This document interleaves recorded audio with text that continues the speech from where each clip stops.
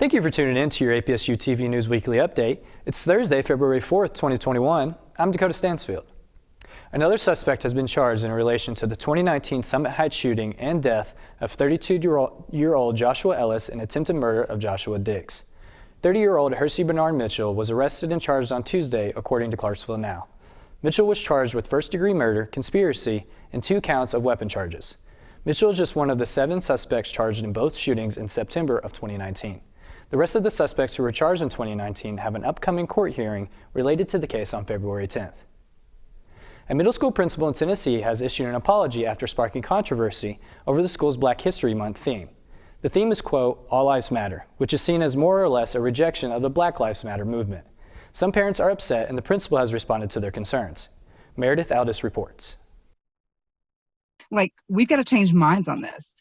And the principal, I have a conversation between she and I told her that basically I'm not, I just want her to look at it from a different perspective. Jessica Arnold has a daughter in 6th grade at East Ridge Middle School. She says she received this newsletter Sunday night. Whoever thought that was a good idea really just has refused to think critically about this or willfully ignorant about it. It just doesn't want to educate themselves about it. And that disturbs me from the educators of my children. Arnold says she isn't the only one who thinks it is wrong. Most people were like, what? Seriously. Arnold says this is a political statement and she doesn't want to see politics or religion associated with public schooling. No matter what they are doing, they are marginalizing a good bit of their student population. East Ridge Middle School Principal Christy Caldwell Drake sent an apology to the community Monday night, saying, quote, "I want to apologize for not more fully considering the context of that theme, as my inspiration for it was taken from a mural within our school that states, 'Where every child matters.' As a Black woman in leadership, I embrace civil rights, Black History Month, and the sacrifices that have been made by those who came before me." It was announced on Tuesday that AstraZeneca's COVID-19 vaccine will not only offer strong protection from the virus for 3 months off of one dose, but also might reduce the transmission of the virus. According to the AP, British volunteers who were asymptomatic and showed no symptoms were tested, and the level of positive swabs was 67% lower in the vaccinated group. While this is not directly an accurate measure of transmission, Oxford's lead researcher Sarah Gilbert said that's got to have a really beneficial effect on transmission. According to Oxford University, a co-developer of the vaccine, if the amount of transmission does decrease more, there may be a possibility for the second dose of the vaccine to be administered 12 weeks after the first dose, instead of the recommended 4 weeks to help with the shortage of vaccines.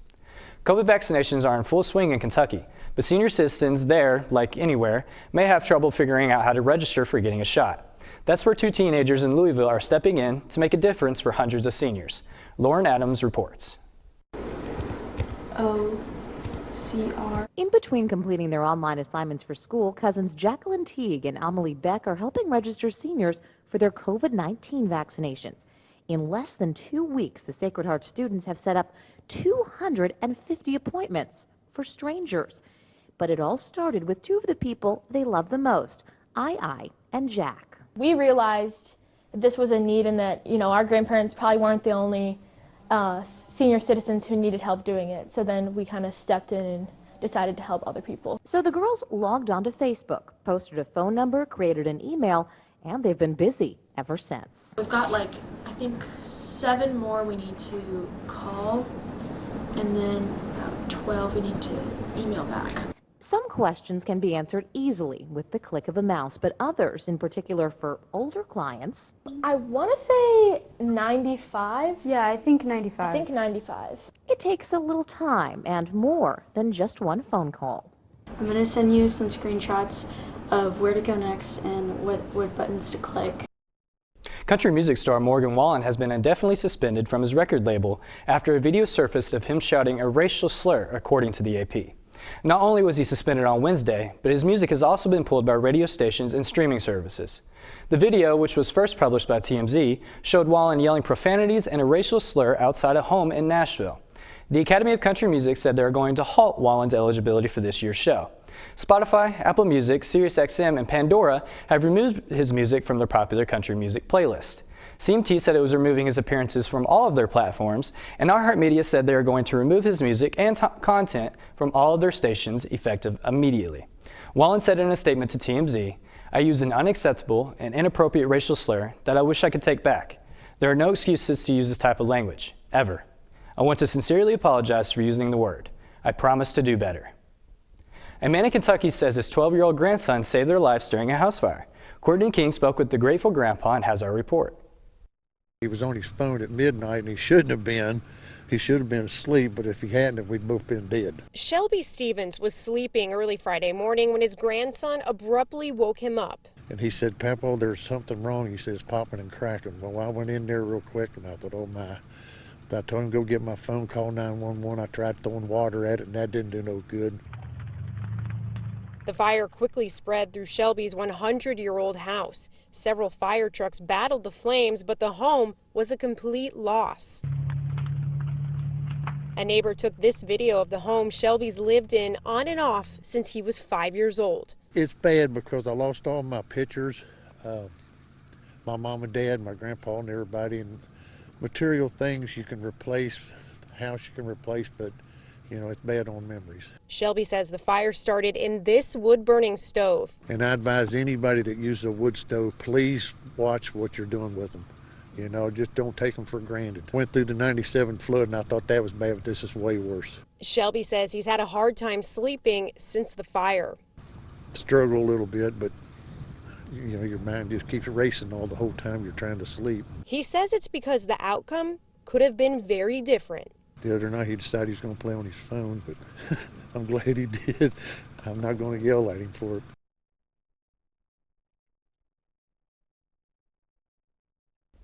A discrimination lawsuit against Yale University administered during former President Donald Trump's presidency was dropped by the Biden administration on Wednesday, according to the AP. The government accused Yale in October of allegedly discriminating against Asian American and white applicants. They accused them of violating civil rights laws because they said that Yale discriminates based on race and national origin in its undergraduate admissions process, and that race is the determinative factor in hundreds of admission decisions each year. The investigation found that the university used race as a factor in its admissions process to racially balance its classes.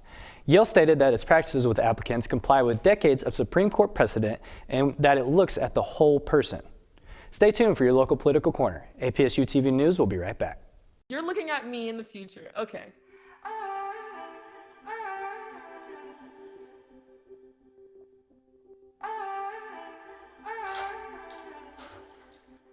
Hi, Isaac. Hi. Wait a second. Do you know who I am? Julia. This is Jaina. Into the future. I just wanted to talk to you about what happened with those two girls. Oh, yeah. Do you remember it was this girl that I was getting bullied by that one day at Peay when they were like yelling at me, and then you just linked arms with me? I don't think you know how much like that helped me, because like I finally like knew that I had somebody. Because of you, Isaac, and what you did for me years ago, I grew up to be more independent and love myself and just be a little bit more confident. Aw, I'm like a little tearing up right now. Just to see her in the future just blossom and look beautiful, and that was really amazing. Jason, let's go see your room.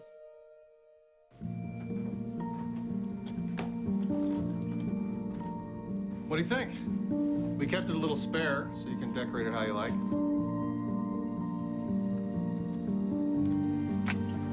Dinner! Go?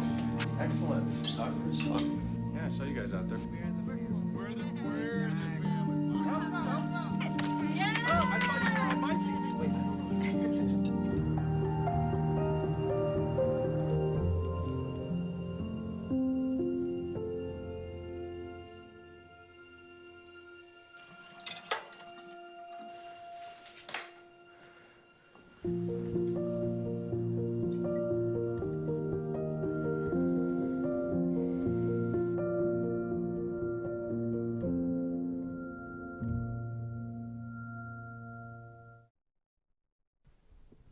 Thanks for joining us. I'm Tip Campbell with today's Political Corner. Republicans in the House of Representatives are standing by Liz Cheney. According to the Associated Press, House GOP members took part in a secret ballot yesterday, deciding to keep Cheney as the number 3 Republican in the House. The vote was in favor of Cheney, 145 to 61.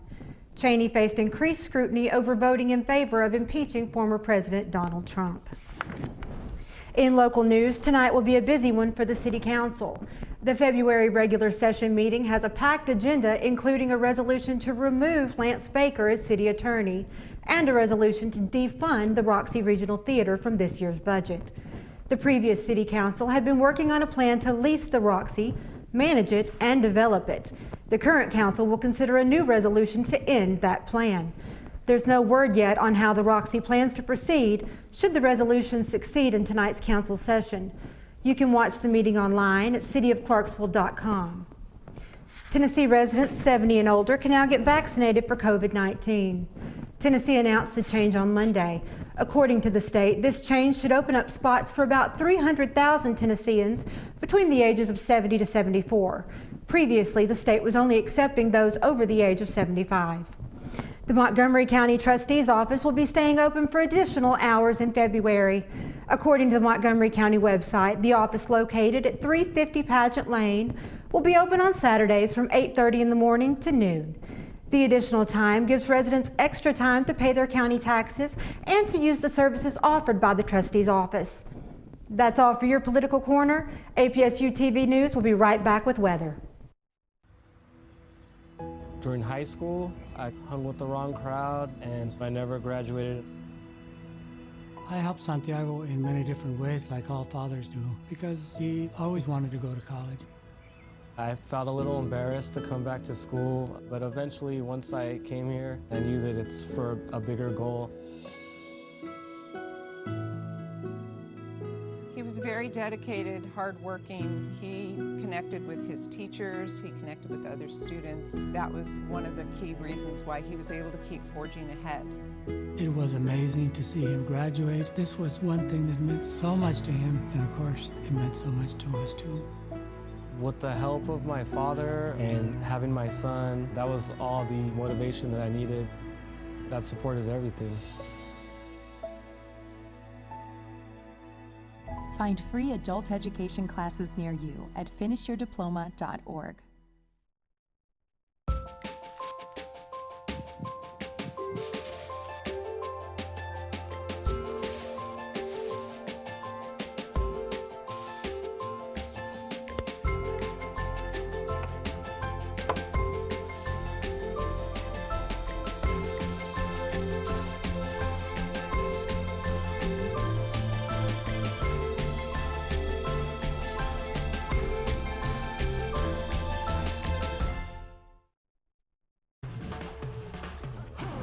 When you adopt a shelter pet, you discover their unique mix of all kinds of traits. Where'd Wiley go? Where's Wiley? Ah, there she is. Paw? Do you remember being an ancient wolf? Do you ever feel the call of the wild? You're a renegade cop, and I'm a con woman with nothing to prove. But together, we could really solve this murder. They're a little bit of a lot of things, but all of them are pure love.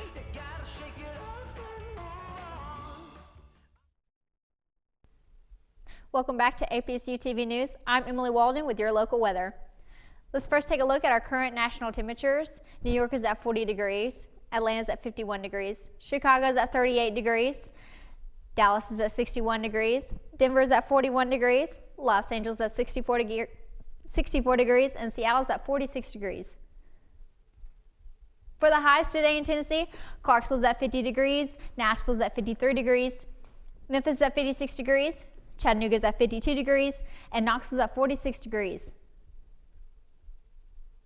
For the lows today in Tennessee, Clarksville's at 27 degrees, Nashville's at 29 degrees, Memphis is also at 29 degrees, Chattanooga's at 35 degrees, and Knoxville's at 34 degrees.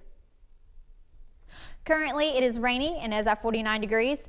Winds are blowing south at 16 miles per hour.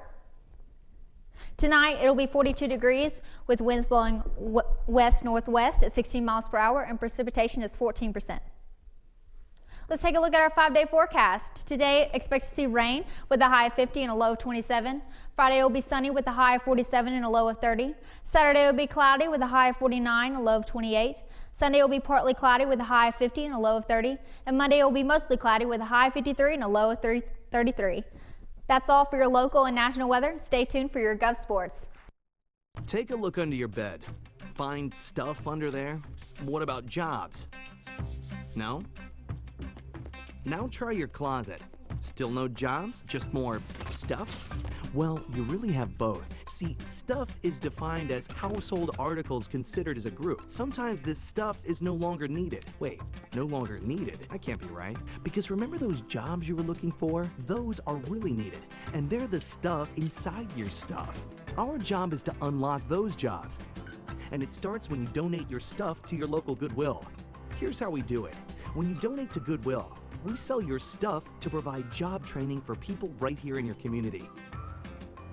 So just by teaming up with Goodwill, you help create jobs. And isn't that worth parting with the leftover guitar from your 80s cover band? Goodwill. Donate stuff, create jobs.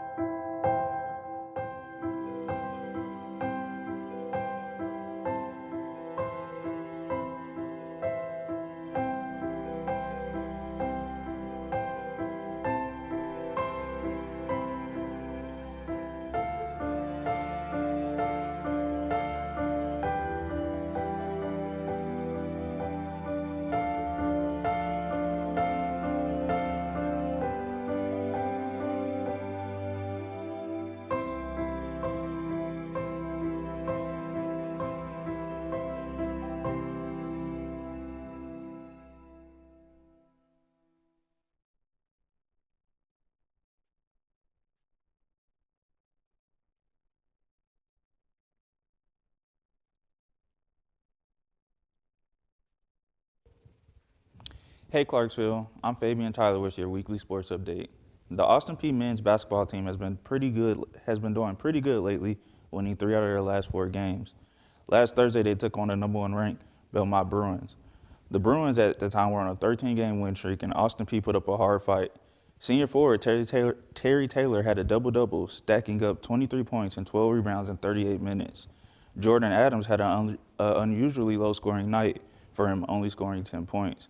However, the sophomore guard, Carlos Paez, picked up some of the slack, giving the Bruins a headache with 20 points. Unfortunately, the Governors came up short, losing 76-81 to Belmont by just 5 points. Our Govs bounced back hard, winning the next 2 games by a huge 15-point margin in each of them. Tonight, they play the Eastern Kentucky Cardinals and are looking to extend their win streak to 3. The Lady Govs have also looked very impressive recently. They are also on the 2-game winning streak. However, on Monday, February 1st, the athletic department announced that it is postponing the upcoming women's basketball games until February 15th due to COVID-19 protocols. We hope that this doesn't go on any longer than expected and we can see our Lady Ballers back in action. Let's not forget about football season. It's right around the corner, and I'm not talking August. February 21st will be Austin Peay's first football game in over 4 months. Due to COVID-19, the season is just now being resumed. They will be taking on a Tennessee Tech for their first game back. The first home game will be the following week of the 28th against the TSU Tigers. I could definitely get used to seeing football year-round. Could y'all?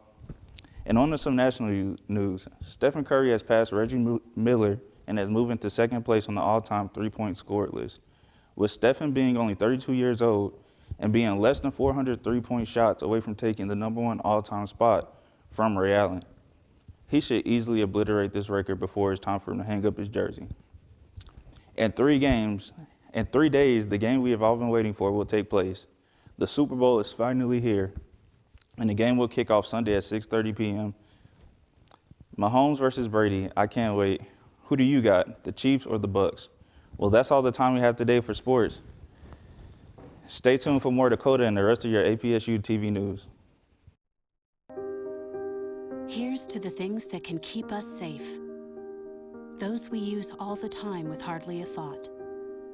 Those that are silently standing by to save our lives. And now, those that we carry with us everywhere we go. Many mobile devices will now bring you wireless emergency alerts, real-time information directly from local sources you know and trust. With the unique sound and vibration, you'll be in the know wherever you are. Did you know that Kentucky is home to nearly 1,000 species of wildlife? The Kentucky Department of Fish and Wildlife has a team of scientists dedicated to the monitoring and study of animals that are not hunted, fished, or trapped. We work every day to improve Kentucky's landscape so that these species can thrive. And now there's a way for you to jump in and help. When you become a member of Kentucky Wild, we'll work side by side and do our part to keep Kentucky wild.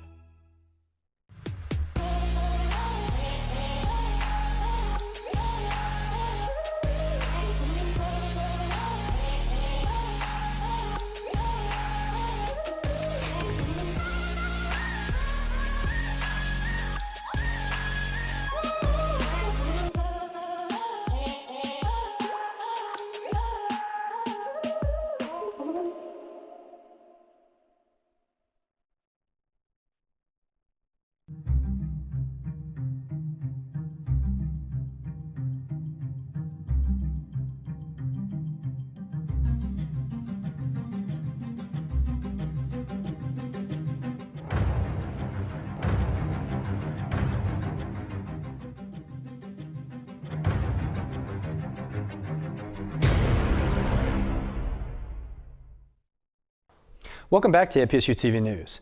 With the recent increase in vehicular thefts, the Clarksville Police Department is asking everyone to park smart. They're asking everyone to remember to take your keys with you and don't leave your car running unattended. With the current weather conditions and an increase of windshield ice scraping, it may be more convenient to leave your car running to allow it to defrost or warm up, or even while you go inside a store to make a quick purchase. However, according to Clarksville PD, there are individuals who are waiting for that type of opportunity to steal your vehicle. Always lock your vehicle, take your keys with you, and don't leave your valuables in your car in plain sight. Remember, out of sight, out of mind. Another unmanned test rocket goes down in a blaze of glory, and SpaceX is left to figure out what went wrong this time. Jeremy Roth has today's Take a Look at This. The latest SpaceX test rocket met the same fiery fate as a similar prototype rocket before it.